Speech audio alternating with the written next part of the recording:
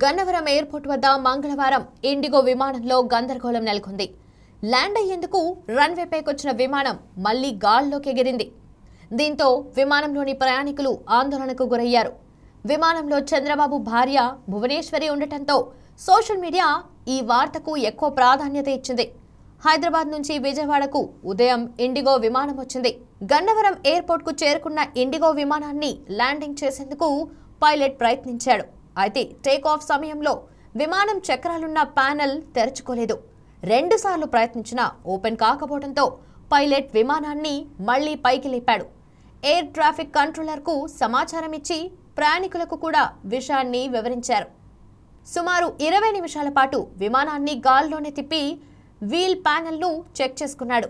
అంతా ఓకే అయిన తర్వాత రెండోసారి విమానాన్ని సురక్షితంగా రన్వేపై దించాడు పైలట్. ఎలాంటి ప్రమాదం జరగకుండా క్షేమంగా దిగటంతో ఊపిరి పీల్చుకున్నారు ప్రయాణికులు. ఇవాల్టి నుంచి 4 రోజుల పాటు నిజం చెబుతానంటూ నారా భువనేశ్వరి పర్యటనను షెడ్యూల్ చేసుకున్నారు.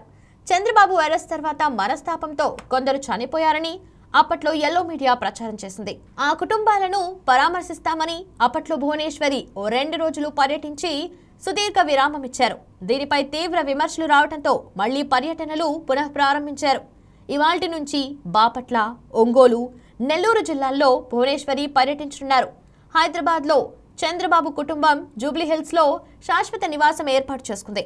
కేవలం సభలు, సమావేశాలు, పర్యటనలు ఉన్నప్పుడే చంద్రబాబు కుటుంబ సభ్యులు ఆంధ్రప్రదేశ్లో పర్యటించడం పరిపాటి.